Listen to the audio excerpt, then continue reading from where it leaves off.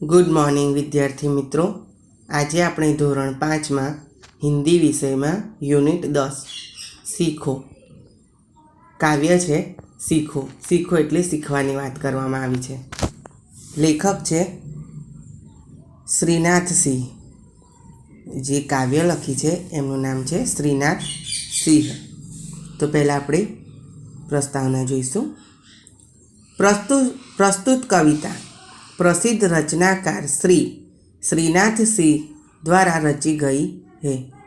जीवन में प्रकृति का बहुत ही महत्व है.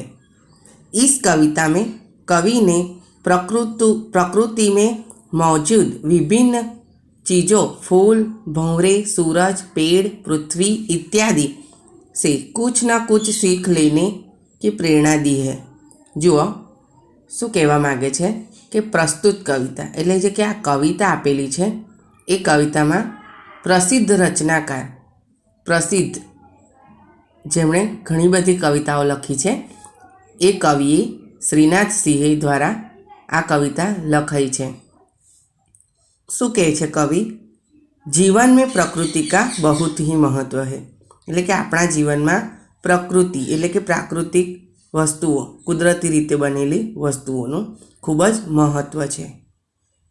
इस कविता में कवि ने प्रकृति से मौजूद विभिन्न चीज़ों એટલે કે આ કવિતામાં કવિએ કુદરત દ્વારા મેળવેલી વસ્તુઓ જેવી કે ફૂલ, ભંવરે, સૂરજ, પેડ, પૃથ્વી ઇત્યાદિ. ફૂલ એટલે ફૂલ ને ભંવરે એટલે ભમરા, સૂરજ, પેડ એટલે ઝાડ, પૃથ્વી એટલે આપણી પૃથ્વી इत्यादि એટલે કે આ બધી જ વસ્તુથી કુછ ન કુછ सीख लेने की प्रेरणा दी है. એટલે કે આ બધી વસ્તુથી કશી ને કશી પ્રેરણા આપણને મેળવવાની વાત કરી છે. તો પહેલાં આપણે કાવ્ય જોઈશું.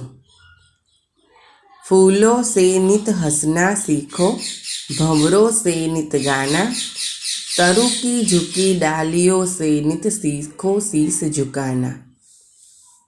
सीख हवा के झोंकों से लो कोमल भाव बहाना, दूध तथा पानी से सीखो मिलना और मिलाना.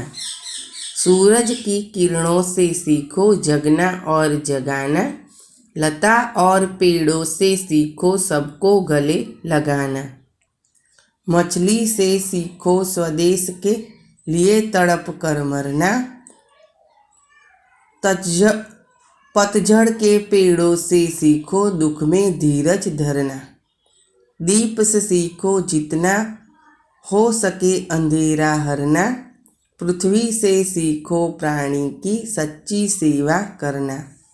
जलधारा से सीखो आगे जीवन पथ में बहना, और धुएं से सीखो हरदम ऊंचे ही पर चढ़ना. जुओ હવે આપણે કાવ્ય સમજીશું.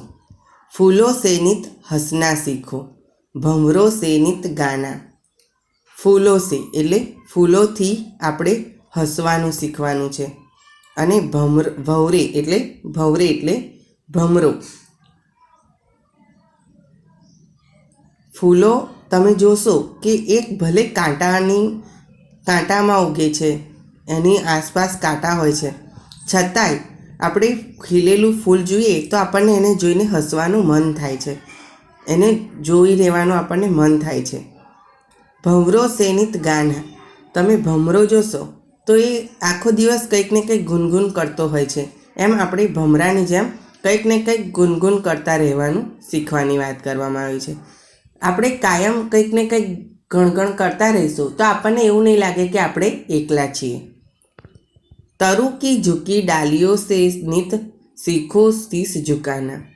तरु की झुकी डालियों, तरु એટલે શું? તો તરુ એટલે પેડ, વૃક્ષ. તમે વૃક્ષ જોશો તો ગમે તેટલું ઊંચું ઝાડ હશે પણ એની ડાળીઓ કેવી હશે? નીચે તરફ નમેલી હશે. એટલે આપણે વૃક્ષની જેમ, વૃક્ષ કેમ આપણને, વૃક્ષ કેટલું ઊંચું હોય છે છતાં એની ડાળીઓ નીચે તરફ ઝૂકેલી હોય છે. એમ આપણે શીખો શીશ ઝુકાના એટલે આપણે શીશ એટલે માથું, ઝુકાના એટલે નીચું નમાવાની વાત કરવામાં આવી છે. કે આપણે ફૂલો તરુ કી ઝૂકી ડાલીઓ સે નિત શીખો શીશ ઝુકાના. એટલે આપણે વૃક્ષને આપણે જોઈએ તો ગમે તેટલું મોટું હોય પણ એની ડાળીઓ નીચે તરફ ઝૂકેલી હોય છે. એમ આપણે પણ એની જોઈને શીખવાનું છે. શીખ હવા કે ઝોકો સેલો કોમલ ભાવ બહાના. શું કહે છે કે હવા કે ઝોકો સેલો કોમલ ભાવ બહાના. આપણે શેમાંથી શીખ લેવાની છે? હવા એટલે પવનનો ઝોકો, કોમલ ભાવ બહાના. તમે હવામાં જોશો પવન જેમ લહેરાય, જે બાજુનો પવન આવતો હોય એ બાજુ વૃક્ષની ડાળીઓ નમે છે. એ બાજુ તમે જોશો કે એ બાજુ શીખ હવા સે ઝોકો સેલો. ઝોકો એટલે હવા એટલે વાયુ, પવન જે બાજુ હોય એ બાજુ વૃક્ષની ડાળીઓ નમે છે. કોમલ ભાવ બહાના એટલે નાજુક, મુલાયમ ભાવ વહેવડાવવાનો છે. दूध तथा पानी से सीखो मिलना और मिलाना. दूध तथा पानी એટલે દૂધ અને પાણી. તમે જુઓ કે દૂધમાં પાણી નાખો પછી એને અલગ પાડી શકાતું નથી. એમ આપણે કોકની સાથે, કોઈ વ્યક્તિ સાથે આપણે એવું મળી જવાનું, હળી મળીને રહેવાનું કે જેમ દૂધ અને પાણી હળી મળીને રહે છે. તમે દૂધમાં પાણી નાખો પછી એને અલગ પાડી શકાતું નથી. એમ આપણે પણ કોઈ વ્યક્તિ સાથે એવું હળી મળી જવાનું કે આપણને કોઈ પણ વ્યક્તિ કે કોઈ પણ વસ્તુ આપણને અલગ પાડી શકે નહીં. सूरज की किरणों से सीखो जगना और जगाना. सूरज की किरणों, सूरज એટલે રવિ, ભાનુ, એના કિરણોથી આપણે શીખવાનું છે જગના ઓર જગાના. સૂરજ ઉગે એટલે આપણે જાગી જઈએ છીએ. लता और पेड़ों से सीखो सबको गले लगाना. लता और पेड़ों से सीखो सबको गले लगाना. लता એટલે વેલો और पेड़ों से सीखो એટલે જે વેલ આવે છે એ વેલ અને પેડ એટલે ઝાડવાથી આપણે શીખવાનું છે બધાને ગળે મળાવવાનું. તમે વેલો જોશો તો વેલો જેમ ઊંચો જાય એમ એકબીજાને અડી અને ટેકેથી એ ઊંચે સુધી ચડે છે. મછલી સે શીખો સ્વદેશ કે લીએ તડપ કર મરના. મછલી એટલે માછલીથી આપણે શીખવાનું છે. સ્વદેશ એટલે કે પરદેશ. લીએ તડપ કર મરના, સ્વદેશ એટલે બીજા લોકો માટે તડપીને મરવાનું શીખવાડે છે. પતઝડ કે પેડો સે શીખો દુઃખ મેં ધીરજ ધરના. પતઝડ એટલે એકદમ વેરાન જંગલ હોય અને એમાં જે વૃક્ષ હોય એમાંથી આપણે શીખવાનું છે કે દુઃખ મેં ધીરજ ધરના. દુઃખ આવે ત્યારે આપણે હારી જવાનું નથી પણ હિંમત રાખવાની વાત કરવામાં આવી છે. દીપક સે શીખો જીતના હો સકે અંધેરા હરના. દીપક એટલે દીવાથી આપણે શીખવાનું છે કે જેટલું હોઈ શકે આપણામાં એટલું અંધેરા હરના એટલે અંધારાને દૂર કરવાની વાત કરવામાં આવી છે. પૃથ્વી સે શીખો પ્રાણી કી સચ્ચી સેવા કરના. આપણી પૃથ્વી જે છે એનાથી આપણે શીખવાનું છે કે પ્રાણી કી સચ્ચી સેવા કરના. પૃથ્વી આપણી સેવા કરે છે. પ્રાણી એટલે કે મનુષ્ય, માનવી, પ્રાણી, પક્ષી એની જેમ આપણે સાચી સેવા કરવાની વાત કરવામાં આવી છે. જલધારા સે શીખો આગે જીવન પથ મેં બહના. જલધારાથી એટલે વહેતા પાણીથી આપણે શીખવાનું છે કે જીવન પથ એટલે આપણે જે જીવનનો માર્ગ છે એમાં આગળ ને આગળ વહેવાની વાત કરી છે. તમે પાણીનો રેલો જોશો કે નદી કે પાણી જશે તો એ ગમે તેમ કરીને પથ્થરમાંથી પણ પોતાનો રસ્તો કાઢી નાખે છે. એમ આપણે પણ જીવનમાં એવી રીતે આગળ વધવાનું છે. ઓર ધુએ સે શીખો હરદમ ઊંચે હી પર ચઢના. ધુએ એટલે ધુમાડો. તમે જોશો કે કોઈ પણ ધુમાડો હોય તો એ ગમે તે રીતે ઉપર ને ઉપર જતો હોય છે.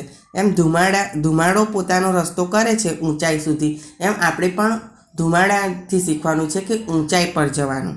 જુઓ આ કવિતામાં આપણે જોઈએ તો કંઈક ને કંઈક શીખવામાં વાત કરી છે. તો જલધારામાં આપણે જોયું કે પાણીનો જે ધાર હોય એ પોતાનો રસ્તો પથ્થરમાંથી પણ કાઢી નાખે છે. એમ આપણે જીવનના માર્ગમાં એ રીતે આપણે આગળ વધવાનું છે.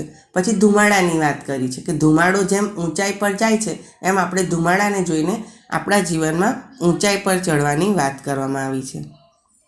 પછી દીપક એટલે કે દીવાથી આપણે શીખવાનું છે કે અંધારું દૂર કરવાનું છે. દીપક, તમે દીવો જોશો તો નાનો દીવો હશે પણ તો એ એનું અજવાળું પ્રકાશ વધારે આપશે અને અજવાળું અંધારું દૂર કરી અને જેટલું હોઈ શકે એટલું અંધારું દૂર કરી અને પ્રકાશ આપવાનો પ્રયત્ન કરે છે. પછી પૃથ્વી, તો પૃથ્વી જેમ પ્રાણી એટલે કે મનુષ્ય, માનવી, પશુ પક્ષી, જીવજંતુ બધાનું રક્ષણ કરે છે, એની પર સંગ્રહ કરે છે, એ રીતે આપણે સાચી સેવા કરવાની છે. માછલીથી શીખવાનું છે કે તડપ કર મરના, એટલે તડપી તડપીને જેમ માછલી મરી જાય છે એમ આપણે સ્વદેશ માટે તડપીને મરવાની વાત કરી છે. પછી પતઝડ કે પેડો સે શીખના, એટલે વેરાન જંગલમાં વૃક્ષ હોય તો એ દુઃખમાં હારી જતો નથી, એમ આપણે એ વૃક્ષને જોઈને આપણે એવું શીખવાનું છે કે આપણે ધીરજ ધરવાની છે, હારી જવાની નથી. ઓકે, તો અહીં આપણે આ કાવ્ય પૂરી થાય છે. પછીના વિડીયોમાં આપણે શબ્દાર્થ અને સ્વાધ્યાય જોઈશું. Okay, thank you.